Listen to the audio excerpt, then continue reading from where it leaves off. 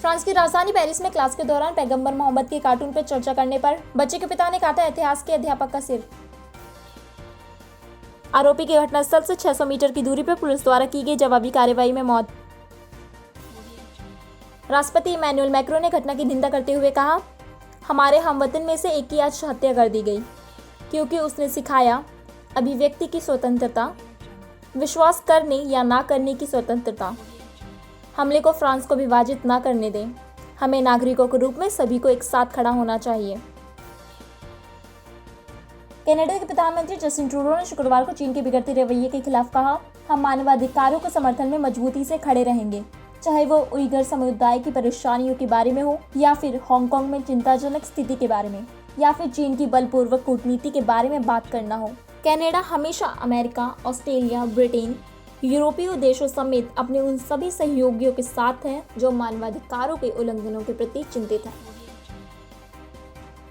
बृहस्पतिवार को कनाडा में चीन के राजदूत कांग पियो ने ओटावा को चेतावनी देते हुए कहा था कि अगर कनाडा हांगकांग में रहने वाले अपने 3 लाख कनाडाई नागरिकों के बारे में और वहां कारोबार कर रही कंपनियों के बारे में सोचता है तो उसे चीन के हिंसा से लड़ने वाले प्रयासों में उसका सहयोग करना होगा।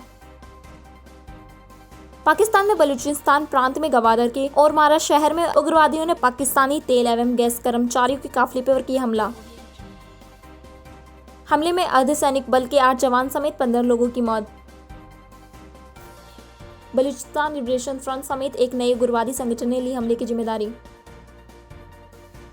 अमेरिकी राष्ट्रपति पद के चुनाव के लिए डेमोक्रेटिक पार्टी के उम्मीदवार बाइडेन ने गुरुवार को नागरिक अधिकार संगठन मुस्लिम एडवोकेट्स को वीडियो संदेश में कहा, राष्ट्रपति के रूप में मैं आपके योगदानों का सम्मान करूंगा और आपके विचारों के जरिए समाज से घृणा की जहर को निकालने का काम करूंगा। 3 नवंबर को होने अमेरिका में राष्ट्रपति पद के लिए चुनाव। गूगल ने 3000 यूट्यूब चैनल को किया बंद, चैनल में फेक कंटेंट डालने की वजह से किए गए बैन। शनिवार को न्यूजीलैंड में 24 साल बाद एक पार्टी को अकेले हुआ बहुमत हासिल। प्रधानमंत्री जैसिंडा आर्डर्न की लेबर पार्टी 400 सीटों से जीते चुनाव। प्रधानमंत्री जैसिंडा आर्डर्न लगातार दूसरी बार बनेगी प्रधानमंत्री। 17 अक्टूबर को अजरबैजान के अधिकारियों ने देश के दूसरे सबसे बड़े शहर गांजा में अर्मेनिया द्वारा सीजफायर तोड़ मिसाइल हमला करने का किया दावा। हमले में 12 नागरिकों की मौत और 40 अन्य के घायल होने की दी गई जानकारी।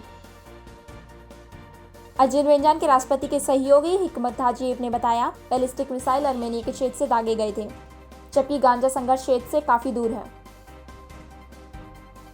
नागोर्नो काराबाख इलाके को लेकर 12 दिनों तक दोनों देशों के बीच चला युद्ध 27 सितंबर को हुआ था शुरू। अर्मेनिया के रक्षा मंत्रालय के प्रवक्ता अरसून होवानेसियान ने किसी भी तरह के हमले से किया इनकार। अबू धाबी में बन रहे पहले हिंदू मंदिर की साइट का संयुक्त राष्ट्र अमीरात के अंतर्राष्ट्रीय सहयोग मंत्री शेख अब्दुल्ला बिन जायद अल नहयान ने किया निरीक्षण। अप्रैल 2019 में रखी गई थी मंदिर की नींव। 2022 तक निर्माण कार्य पूरे करने का लक्ष्य। कैलिफोर्निया के जंगलों में लगी आग को लेकर अमेरिकी राष्ट्रपति ट्रंप ने आपातकालीन बचाव कार्य बढ़ाने के लिए उसे बड़ी आपदा घोषित करने की दी मंजूरी। राष्ट्रपति ट्रंप के फैसले की जानकारी देते हुए राज्य के गवर्नर गोविंद न्यूजम ने ट्वीट कर कहा, अभी राष्ट्रपति ट्रंप के साथ फोन पर बात की। उन्होंने इसे बड़ी आपदा घोषित करने के अनुरोध को मंजूरी दे दी है। मैं उनकी त्वरित प्रतिक्रिया का आभारी हूँ। कैलिफोर्निया के जंगलों में लगी आग से 41 लाख एकड़ जमीन हुई राख। शुक्रवार को कंधार पुलिस के पूर्व प्रमुख जनरल अब्दुल राजी दूसरी वर्षी के मौके पर अपनी बात रखते हुए अफगान के उच्च परिषद के राष्ट्रीय सलाह प्रमुख अब्दुल्ला ने कहा कि अमीराती तालिबान की वापसी किसी भी हालत में कबूल नहीं है, क्योंकि इससे देश में युद्ध की स्थिति बनी रहेगी और हिंसा से देश को शांति नहीं मिलेगी। देश में बढ़ते कोरोना मामले को लेकर बेल्जियम के प्रधानमंत्री अलेक्जेंडर डे क्रू ने परामर्श समिति की बैठक में राष्ट्रव्यापी कर्फ्यू सहित सख्त कदम उठाए जाने की घोषणा। दुनिया भर में 3 करोड़ 95 लाख के पार पहुंचा कोरोना संक्रमितों का आंकड़ा।